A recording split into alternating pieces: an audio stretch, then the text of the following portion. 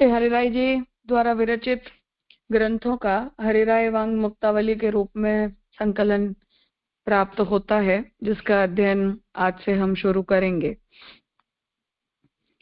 श्री हरिराय जी द्वारा विरचित ग्रंथ बहुत हैं, जिनमें सबसे ज्यादा फेमस शिक्षा पत्र हैं, जिनका अध्ययन मोस्टली सभी वैष्णव नित्य वार्ता के रूप में करते हैं। तो शिक्षा पत्र जो हैं वो महाप्रभु के द्वारा विरचित सभी सिद्धांतों के संकलन के रूप में है और बहुत सुंदर ग्रंथ है। परंतु उसके अतिरिक्त भी हरिराय जी द्वारा विरचित जो ग्रंथ साहित्य है, उसमें मार्गीय स्वरूप का निरूपण, महाप्रभु के सिद्धांतों का संकलन बहुत सुंदर प्रकार से किया गया है। इसलिए आज से हम उसका प्रारंभ कर रहे हैं, जिनमें हरिराय वांग मुक्तावली 3 भाग में प्राप्त होती है, परंतु उनमें स्तोत्र ग्रंथ भी बहुत हैं, जहां महाप्रभु के स्वरूप का, भगवान के स्वरूप का, राधा जी आदि के स्वरूप का निरूपण श्री हरिराय जी ने किया है और उन स्तोत्रों को लिखा है। अभी हम उन स्तोत्रों का अध्ययन नहीं कर रहे, परंतु जो सिद्धांत संबंधी श्री हरिराय जी द्वारा विरचित ग्रंथ हैं, उन ग्रंथों का अध्ययन हम इस क्रम में अभी करेंगे। इसीलिए जो प्रथम भाग है हरिराय वांग मुक्तावली का, जिसमें सैद्धांतिक ग्रंथों का संकलन किया गया है, उसे हम आज से शुरू कर रहे हैं। विद्यापीठ में एक बार श्री हरिराय जी के उत्सव के प्रसंग में शिक्षा पत्र समेत श्री हरिराय जी द्वारा विरचित जितना भी वांग्मय है, उस पूरे वांग्मय के अध्ययन का क्रम रखा था, जहां सभी प्रतिभागियों ने क्रमशः एक एक ग्रंथ के का संकलन करते हुए विषय का निरूपण किया। तो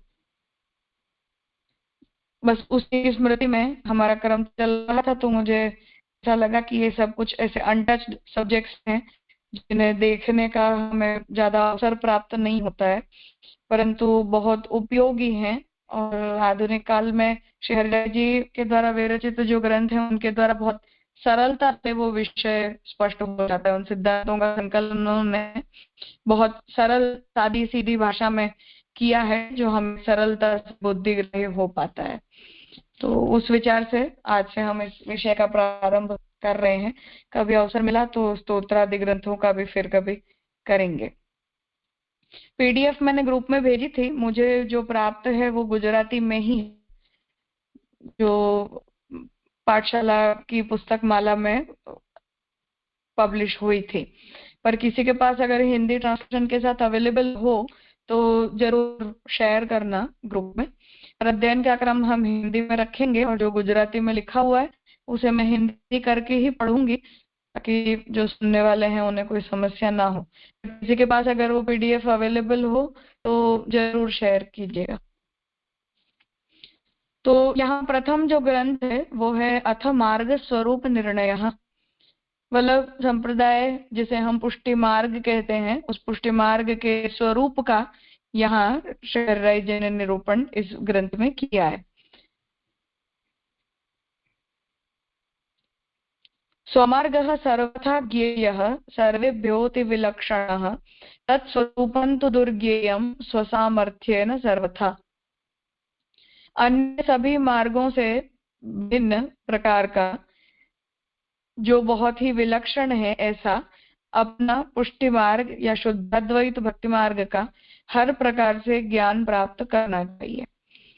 जीव यदि ऐसा समझता है कि हम अपने सामर्थ्य से इस मार्ग के स्वरूप का ज्ञान प्राप्त कर लेंगे, तो वो अयोग्य है।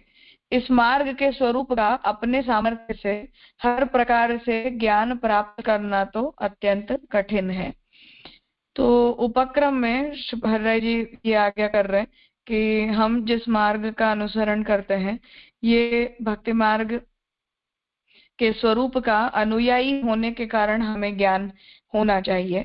परंतु यदि हमें ऐसा अभिमान हो कि अपने मार्ग के स्वरूप को हम जान पाएंगे, तो ऐसा नहीं है, क्योंकि हम अपने सामर्थ्य से इस संप्रदाय के स्वरूप का या इस संप्रदाय के गूढ़ रहस्य का ज्ञान प्राप्त नहीं कर सकते। इति चिंता कृपायुतः कृष्णः स्वास्यां चकारः प्रकटं स्वसामर्थ्य सहितं विधिवत भुवि। जीव अपने सामर्थ्य से मार्ग का ज्ञान प्राप्त नहीं कर सकता है, इसलिए उसकी सभी प्रकार की चिंताओं को देखते हुए परम कृपायुक्त भगवान श्री कृष्ण ने इस पृथ्वी के ऊपर हर प्रकार के सामर्थ्य को धारण करते हुए अपने मुखारविंद के अवतार रूप श्री महाप्रभु जी को विधि पूर्वक प्रकट किया।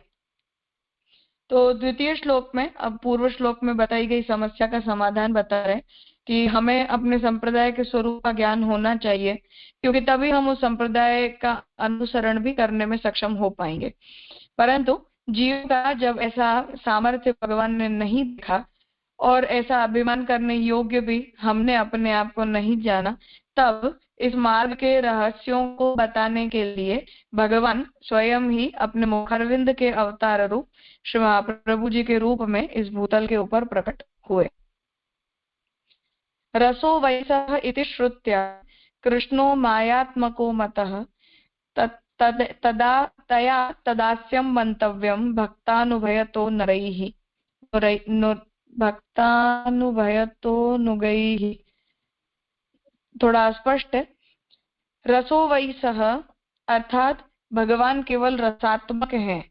इस श्रुतिवाक्य के अनुसार भगवान श्री कृष्ण भावात्मक हैं।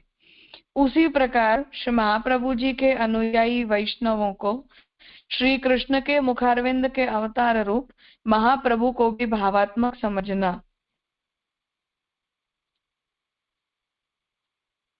क्योंकि महाप्रभु के जो भक्त हैं उन्हें महाप्रभु के भावात्मक स्वरूप का अनुभव हुआ ही है।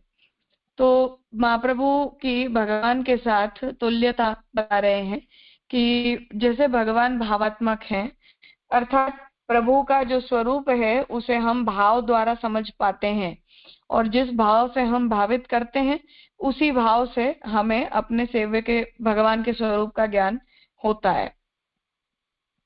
उसी प्रकार जैसे भगवान भावात्मक हैं, इसी तरह से श्री महाप्रभु जी भी जो हैं वो भावात्मक हैं, और जो महाप्रभु के भक्त हैं, महाप्रभु के जो शिष्य हैं, उन्हें महाप्रभु जी के ऐसे ही भावात्मक स्वरूप का अनुभव भी हुआ है। तेन भावात्मको मार्गः सर्वोपि प्रकटीकृतः। ऐसे जो महाप्रभु जी हैं, जो भावात्मक हैं, उन्होंने ही इस भावात्मक समग्र भक्ति मार्ग को प्रकट किया है। अर्थात महाप्रभु जी जो हैं वो उनके प्राकट्य से पूर्व भी भक्ति मार्ग की स्थिति तो थी, परंतु इस भक्ति मार्ग की स्थिति गुप्त थी, अर्थात अप्रकट थी। इस भक्ति मार्ग का अनुसरण करने की योग्यता जीव में नहीं थी, इस भक्ति मार्ग को जान पाने की जीव के अंदर योग्यता नहीं थी। इसलिए महाप्रभु ने प्रकट होके इस भावात्मक मार्ग को प्रकट किया कि जो स्वयं जो मार्ग भी भगवान की ही तरह भावात्मक है। मुख्यो ही ब्रह्म संबंधः स भावात्मक एव ही।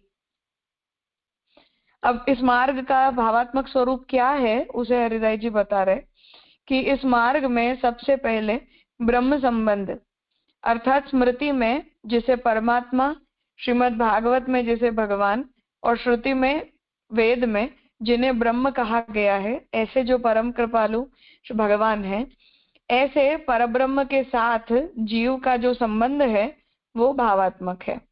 अर्थात हमारा इस मार्ग में जो प्रवेश है वो ब्रह्म संबंध के द्वारा होता है, और इस मार्ग में जो प्रवेश की जो दीक्षा जिसे हम ब्रह्म संबंध दीक्षा कहते हैं, वो ब्रह्म संबंध दीक्षा के द्वारा मार्ग के अंदर हमें लाया जाता है। और उस मार्ग में जब हम आते हैं तो भगवान के साथ भी जीवात्मा का एक भावात्मक जो संबंध है वो स्थापित होता है, उसे यहाँ शहर जी बता रहे हैं।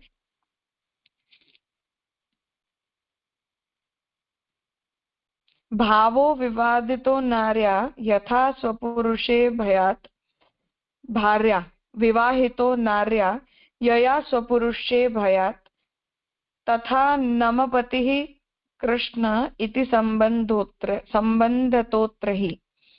अब भगवान के साथ हमारा जो संबंध होता है उस संबंध का स्वरूप यहाँ बता रहे हैं कि जिस प्रकार विवाह करने पर नारी का अपने पुरुष में भाव होता है, अर्थात उस पुरुष को वो स्त्री अपने पति के रूप में स्वीकारती है, उसी प्रकार यहाँ भी जब भगवान का हमारे साथ संबंध होता है तब हमारे हृदय में भगवान हमारे स्वामी हैं उस प्रकार का भाव प्रकट होता है और अपने स्वरूप को लेकर हमारे अंदर दासत्व का भाव तभी ब्रह्म संबंध के द्वारा प्रकट होता है।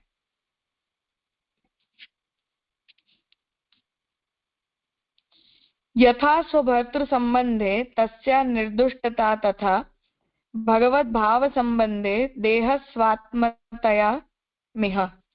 जिस प्रकार अपने पति के साथ हुए संबंध में पत्नी का निर्दुष्टता है, उसी प्रकार प्रभु के साथ होने वाले इस भावात्मक ब्रह्म संबंध में देह धनादि में जो अहम बुद्धि है, ऐसे जीव का भी निर्दुष्टता है। अब यहाँ ये बात बता रहे हैं कि जैसे जो स्त्री है वो स्त्री का जब विवाह होता है और वो अपने पति का अपने स्वामी के रूप में स्वीकार करती है, तब उसका स्वीकार करने से वो स्त्री अपनी अहंता का त्याग कर देती है कि अब कोई भी वस्तु मेरी हो या मेरी है, इस प्रकार का उसमें कोई स्वातंत्र का भाव नहीं रह जाता है, परंतु अपने पति के अधीन होने की उसके हृदय में भावना बनती है। ऐसा संकल्प विवाह के द्वारा हो जाता है। उसी प्रकार से जब जीव का भगवान के साथ संबंध होता है, जब ब्रह्म संबंध होता है, तो ब्रह्म संबंध होने पर हमारा भी जो है वो ऐसा ही जीव का भाव बनता है कि अब मेरी अपनी कोई स्वतंत्र अहंता नहीं है, परंतु मेरी जो अहंता है वो भगवान की अहंता का, अर्थात वो भगवान के साथ जुड़ी हुई है, भगवान की ही है। उस प्रकार का भाव उस जीव के अंदर भी बनता है। तो वो अहम बुद्धि का नाश होने से जीव के अंदर निर्दुष्टता आती है कि अब जो कुछ भी है वो मेरा अपना नहीं है परंतु भगवान का है। ऐसे भाव के कारण उसके अंदर कोई प्रकार के दोष का प्रवेश नहीं होता है।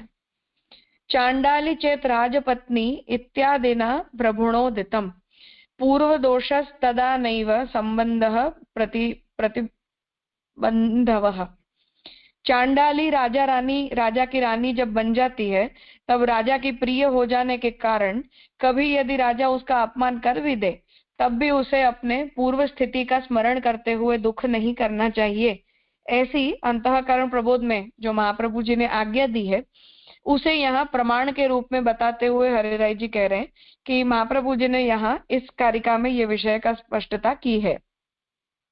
अर्थात हमारी पूर्व स्थिति के जो दोष होते हैं, अर्थात ब्रह्म संबंध लेने से पूर्व या भगवान के दास बनने से पहले हमारे जो भी दोष होते हैं, उन वो सभी दोष यदि रह भी जाएं, अगर वो दोष हमारे अंदर बने भी रहें, तब भी भगवान के साथ होने वाले संबंध में किसी प्रकार से वो प्रतिबंध रूप नहीं बनते हैं। जो अर्थ हम ब्रह्म संबंध करणात् सर्वेषां देह जीवयो सर्वदोष निवृत्तिर्हि, तो वहां निवृत्ति में हम यही अर्थ समझते हैं कि दोषों की सर्वथा निवृत्ति नहीं होती है परंतु उन दोषों की प्रतिबंधकता नहीं रह जाती।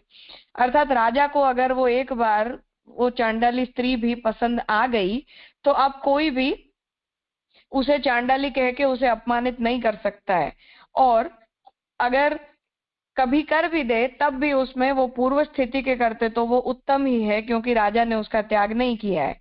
ऐसा जो महाप्रभु जी वहां बता रहे हैं वही भाव से यहाँ जीवात्मा के दासत्व को हरिराय जी समझा रहे हैं कि हम भगवान के दास बनते हैं, उसके पूर्व हमारे अंदर बहुत से दोष होते हैं, जिन दोषों को भगवान ने प्रतिबंधक इसलिए नहीं माना कि जैसे राजा को वो स्त्री पसंद आ गई तो चांडाली होने के कारण उसके अंदर जो इतना बड़ा दोष था उस दोष को भी तो भगवान ने राजा ने इग्नोर करके उसे अपना प्रिय मान लिया। उसी तरह भगवान भी हमारे सभी दोषों को भुला देते हैं। ये एक बात। और दूसरी बात यहाँ ये कि यदि हमसे कोई अपराध हो भी जाए या भगवान कभी हमारे ऊपर क्रोधित हो भी जाए तब भी हमें अपनी पूर्व स्थिति का स्मरण करते हुए उस दुख को छोड़ देना चाहिए, क्योंकि फिर वहां भगवान ने हमारा अंगीकार किया है, इसी में हमारी उत्तमता है, ऐसा समझना। हाँ, भूमि बोलो। हाँ, दंडवत प्रणाम राजा। हमने यहाँ जो शुरुआत करी तो ऐसे आया है कि श्री महाप्रभु जी ठाकुर जी के मुखारविंद के अवतार हैं। तो यूजुअली हम ठाकुर जी के अवतार में ऐसे ही देखते हैं सारे। श्री महाप्रभु जी को मुखारविंद के अवतार जो स्पेसिफिकली कहे हैं तो उसका तात्पर्य नहीं पता मुझे। वो मुखारविंद का अवतार कहने का मतलब है कि वाणी के रूप में महाप्रभु जी प्रकट हुए, भगवान की वाणी को भगवान महाप्रभु ने उजागर किया, ऐसा उसका अर्थ बताया जाता है। जी राजा, तो ठाकुर जी ने जो भी गीता जी में या ऐसे जो भी ठाकुर जी ने कहा है उनकी वाणी को आप फिर से कह रहे हैं या समझा रहे हैं इस तरह से। हाँ, उस तरह से। हाँ जी राजा, धन्यवाद। हाँ, बोलो कृणाल। डॉक्टर प्रणाम राजा। ये छठा श्लोक जो आया ना, उसमें आपने जैसे समझाया, और ये गुजराती जो पुस्तक वो ट्रांसलेशन है, तो उसमें जो भगवत भाव संबंधे देह स्वात्मवत तामह्य तामिय, तो उसमें जैसे मतलब अ, यहाँ पर ऐसे लिखा है ना कि ब्रह्म संबंध हुआ, अगर लिटरली ट्रांसलेशन करें तो अ, जीव में रहा हुआ कोई भी दोष जो है वो प्रभु देखते नहीं है। फिर भले उसको देह या देह में हम बुद्धि अहमता ममता उसकी हो इंटैक्ट, फिर भी वो दोष नहीं बनता। और जैसे आपने अब थोड़ा समझा तो शायद वो सेम ही होगा, but the way you explained I think ऐसा लगा कि जैसे आपकी आ गया ऐसे थी कि अहंता ममता जो है वो अपने में नहीं होकर भगवत विनियोग में वो वहाँ विनियुक्त होती है। वो थोड़ा वो अलग लगा मुझे। क्या ऐसा कुछ प्रॉब्लम है क्या ट्रांसलेशन में गुजराती में, या फिर मेरी समझ में गलती हुई? नहीं, ट्रांसलेशन तो सही है, पर कहने का मतलब ये है कि जो निर्दुष्टता आती है वो उस अहंता के त्याग के कारण आती है, जिसे हरिराय जी कहना चाह रहे हैं।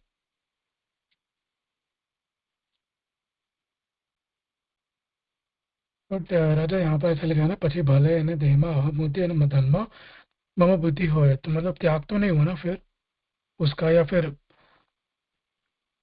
वो समझ में नहीं आ रहा था। कहना ये चाह रहे हैं कि अहम मम बुद्धि जो है वो उस जीव की कहाँ रहेगी, भगवत संबंधी रहेगी ना, स्वतंत्र नहीं रहेगी। अच्छा, वो सबसेट है मतलब उसका, वो पूरा जो हाँ। हाँ। अच्छा। अगर आप दास हुए तो आपका सब कुछ वो दासत्व में आ गया सर्कल में, कुछ स्वतंत्र आपका रहा ही नहीं, क्योंकि आप ओके वैसे समझना। हाँ। हाँ। जी राजा। पर ऊपर ही आया ना महाप्रभु जी भगवत भावात्मक, तो वहां पर जैसे यासो भाई शाह जो है, तो वो ब्रह्म या भगवान जो है वो भावात्मक है, वो तो समझ में आता है। बट महाप्रभु जी भावात्मक है वो थोड़ा समझ में इसलिए नहीं आ रहा क्योंकि हम ऐसा समझते हैं कि आचार्य त्या उनका जो प्राकट्य है, तो वो जो अपने सिद्धांत या अपना जो वो प्रतिपादन करना चाहते हैं, जो भी साधना प्रणाली, तो उसी हिसाब से वो मतलब अवेलेबल है कोई भी भाव से। तो मतलब भावात्मक भावात्मक कहने से ऐसा नहीं हो जाएगा कि जिसको जैसा ही भाव है वैसे ही महाप्रभु जी उनको दिखेंगे। वो थोड़ा क्लियर नहीं हो रहा। नहीं, हम जैसा भाव करें ऐसा दिखेंगे, ऐसा उसका मतलब नहीं है। पर भावात्मक होने का मतलब ये है कि महाप्रभु को यदि कोई उस स्वरूप में मानता है तो महाप्रभु जी का ऐसा स्वरूप उसके प्रति उजागर होगा। यदि नहीं मानता है तो वो स्वरूप में महाप्रभु जी होते हुए भी वो स्वरूप हमारे सामने उजागर नहीं होगा।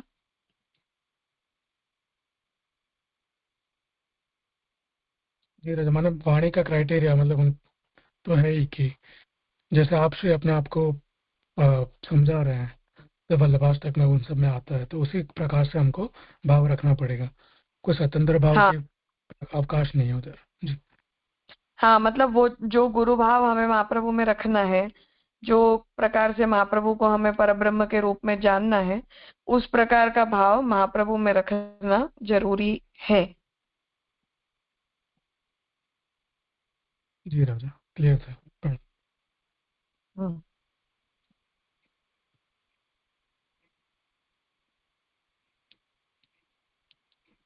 हाँ प्रणव भाई। प्रणाम राजा, ये तीसरे श्लोक के संबंध में ही था। ये रस और भाव के बीच में क्या समानार्थी ही सीधा सीधा देखेंगे या कैसे समझेंगे संबंध? हाँ समानार्थी समझेंगे।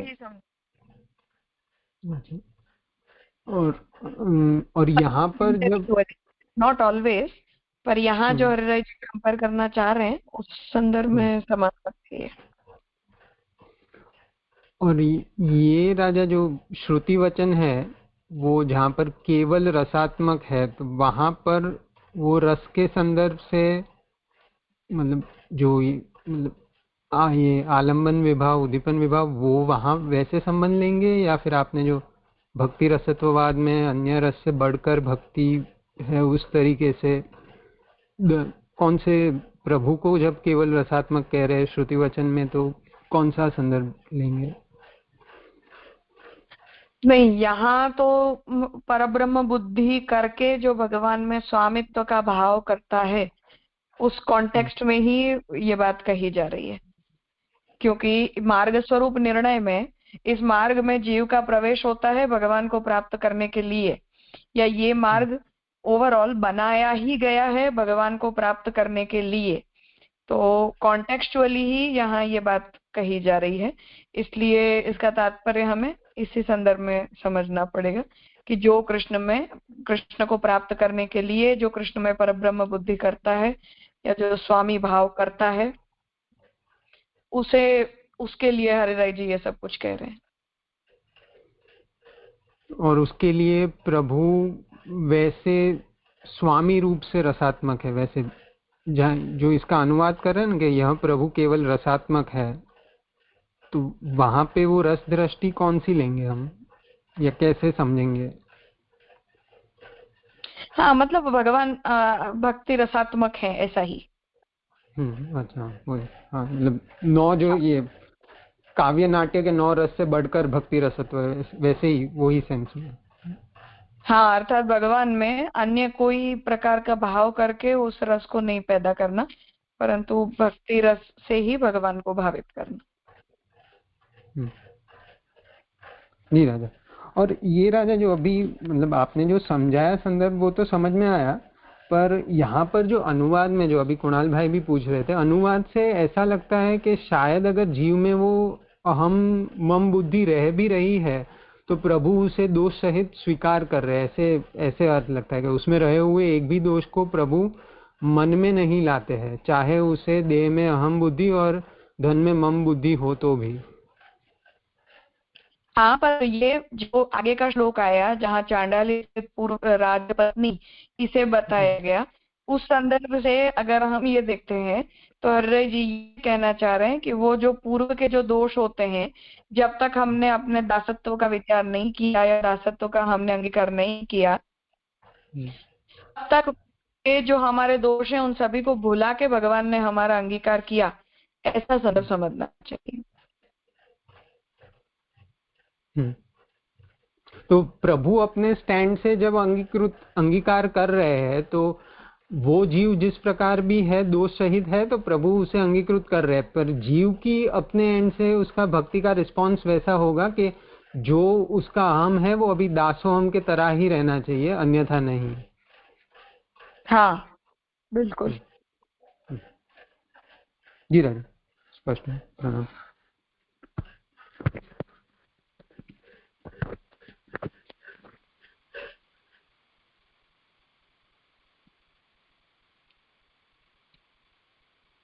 और कुछ है?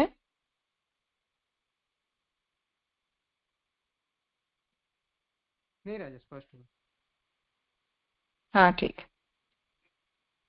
तो यहाँ 7वें श्लोक में ये बात कही कि इसलिए हमारा जब भगवान के साथ संबंध होता है तो भगवान के साथ होने वाले हमारे संबंध में ये जो दोष हैं उन सबको भगवान इग्नोर करते हैं और उन दोषों को ध्यान में न लेकर भगवान हम जैसे जीवों का अंगीकार करते हैं। अब 8वें श्लोक में बात करें कि तस्या यथान्य संबंधे तदनुच्छिष्ट भक्षणे स्वस्यामि भुक्तदाने च स्वदोषादन्ययोगतः महान् दोषस्तथापि अत्रापि मंतव्यम भगवज्जनैः। अब इस प्रकार के होने वाले संबंध में दोष को हरिराय जी बता रहे कि जो स्त्री है पति के साथ एक बार संबंध स्थापित हो जाने के बाद अन्य के साथ यदि उसका संबंध होता है तो जैसे हम किसी का जूठा नहीं खाते, उसी प्रकार पति भी जो है वो ऐसी स्त्री का त्याग कर देता है और उस स्त्री को अन्य पुरुष के साथ संबंध होने पर महान दोष उत्पन्न होता है। उसी प्रकार यहाँ भी अर्थात भगवत संबंध हो जाने के बाद किसी अन्य देवता के साथ संबंध रखने पर या प्रभु प्रसाद न लेकर किसी अन्य का जूठा खाने पर हमें ऐसा ही दोष उत्पन्न होता है जैसे स्त्री को किसी अन्य पुरुष का संबंध करने के कारण दोष प्रकट होता है। अर्थात अनन्यता भगवत संबंध स्थापित करने के बाद जीव के अंदर होनी चाहिए। तो स्त्री जैसे अपने पति के प्रति अनन्य रहती है, बस उसी प्रकार भक्त को भी भगवान के प्रति अनन्य होना चाहिए। यथा मध्यस्थिताभिः सापर्यत्यात्मानमुत्तमं तथा संबंधिभिः कृत्वा सर्ववस्तु समर्पयेत्। अब जो कर्तव्य है उसे यहाँ बता रहे हैं। जैसे बीच में रही हुई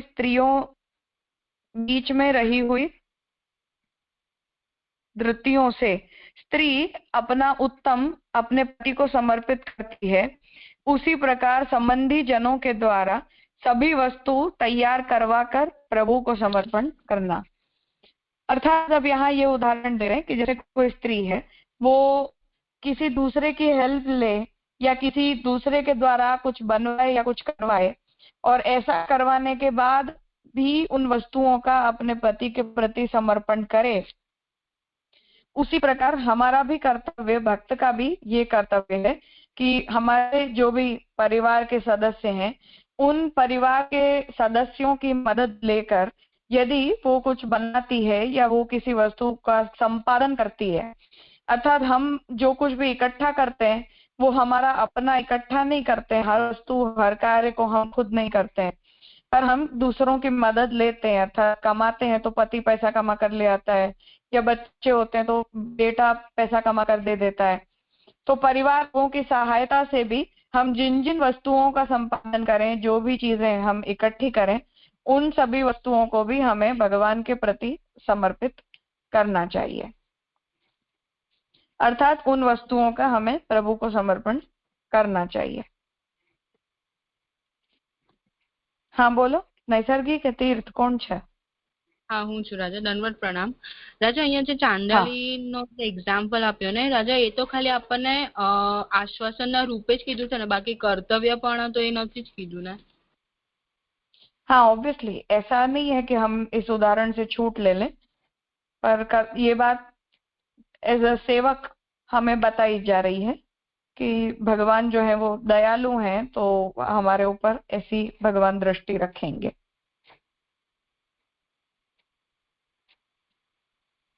जी राजा।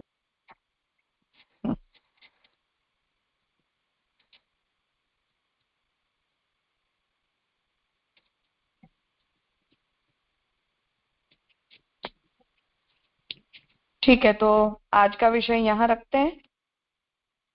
आगे का जो विषय है वो हम कल कंटिन्यू करेंगे।